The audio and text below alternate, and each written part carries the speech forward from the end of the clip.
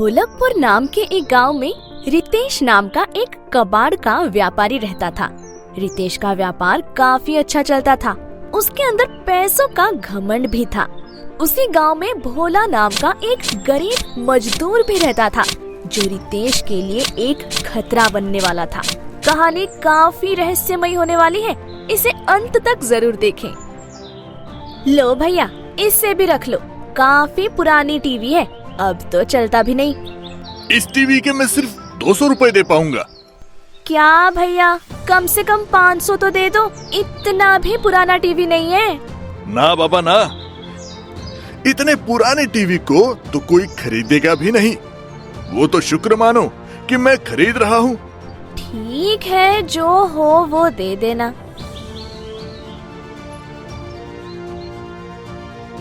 अरे भोला, तू कुछ ले क्यों नहीं रहा है? चाय बिस्कुट कुछ तो ले लो। हाँ भोला, घर पर झगड़ा हुआ है क्या, जो इतना उदास बैठा हुआ है? ऐसी बात नहीं है भैया, मेरा पहले से काफी उधार पड़ा हुआ है, मैं वही नहीं चुका पा रहा हूँ, तो नया कर्ज कैसे कर लूं? अरे बेवकूफ, अगर ऐसी बात है तो मेरी तरफ से चाय पी ले, मैं पैसे दूंगा। कबाड़ी वाले, लोहा, प्लास्टिक, रद्दी, कागज जो है मुझे बेच सकते हो। कबाड़ी वाले। लो, रितेश भी आ गया। ला रामू, एक कप चाय पिला दे, सुबह से काम करके थक सा गया हूँ। अभी लाया भैया। और भैया कैसे हो? अरे भोला के बच्चे, तुझे कितनी बार समझाया है कि मुझसे दूर रहा कर। वैसे भी मैंने सुना है, गरीब लोगों से दोस्ती करने से गरीबी आती है। चुप कर, गधा कहीं का। अपनों से कोई ऐसे बात करता है क्या? घमंड अच्छी बात नहीं है। मुझे बैठना ही नहीं है तुम लोगों के पास। हाँ। रितेश बिना चाय पिए अपनी दुकान पर रवाना हो जाता है। मालिक, आ गए मालिक आप? हाँ, आ गया। जा, एक कप चाय लेकर आ। क्या हुआ मालिक, काफी गुस्से में लग रहे हो आप? कुछ नहीं, बस रास्ते में कुछ गरीबों से मुलाकात हो गई थी। सुन, साइकिल से कबाड़ का सामान निकाल ले और दुकान के अंदर रख ले। झुनझुन सेठ आते ही होंगे सामान खरीदने। ठीक है मालिक।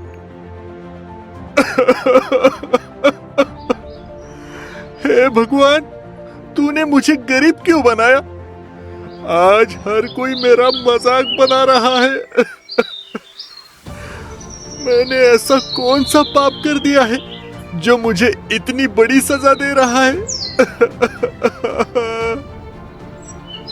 क्या हुआ भैया, आप ऐसे रो क्यों रहे हो?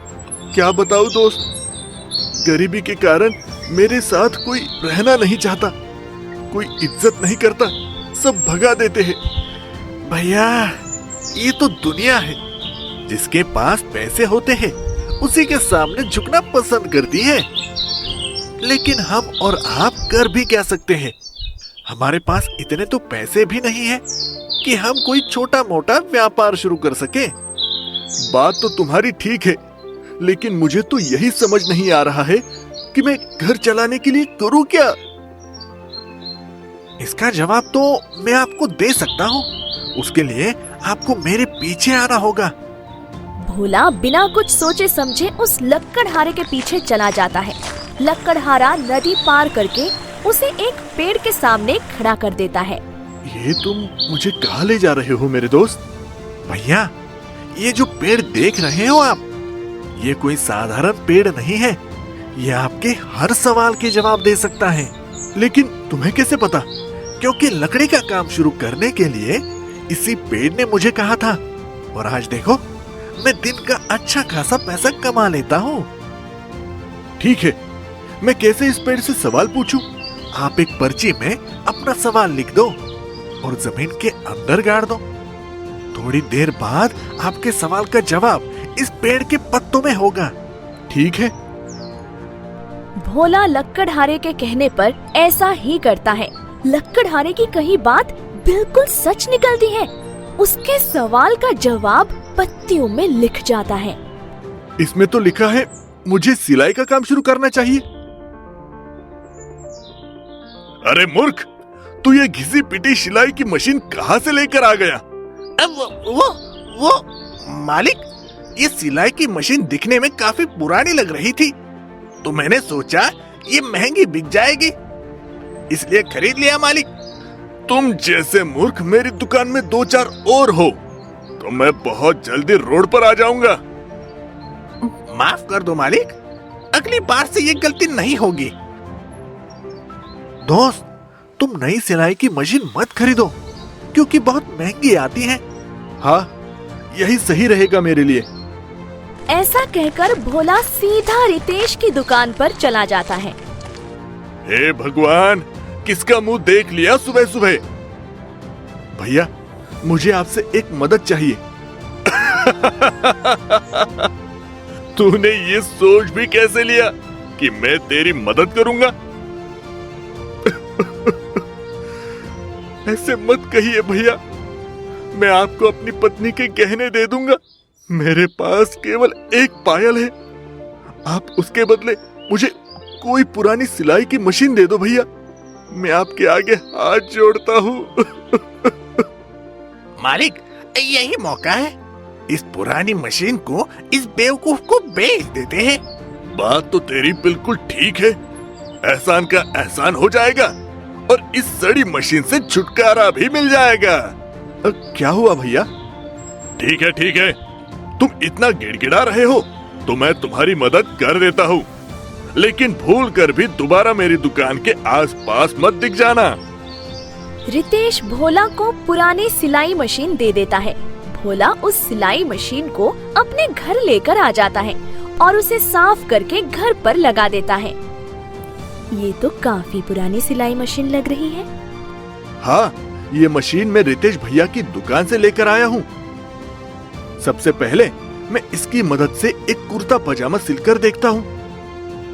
भोला के कहने की देर थी कि सिलाई मशीन खुद से चालू हो जाती है और देखते ही देखते अच्छे कुर्ता पजामा बनकर तैयार हो जाते हैं। अरे बाप रे, ये कैसे हो गया? मुझे भी अपनी आंखों पर यकीन नहीं हो रहा है। मुझे कुछ अच्छी टी शर्ट चाहिए। एक बार फिर अपने आप टी शर्ट बनकर तैयार हो जाती है। ये देखकर दोनों बहुत खुश हो जाते हैं। अब होना क्या था, दोनों सस्ते दामों में कपड़े बेचने लगते हैं और कुछ ही महीनों की मेहनत में दोनों शहर के सबसे बड़े व्यापारी बन जाते हैं।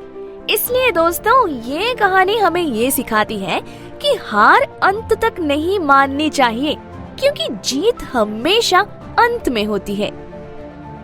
स्टोरी अच्छी लगी हो तो स्टोरी को लाइक करके चैनल को सब्सक्राइब कर लें और साथ ही बेल आइकन को भी दबा लें, ताकि हमारी स्टोरी सबसे पहले आप तक पहुंच सके।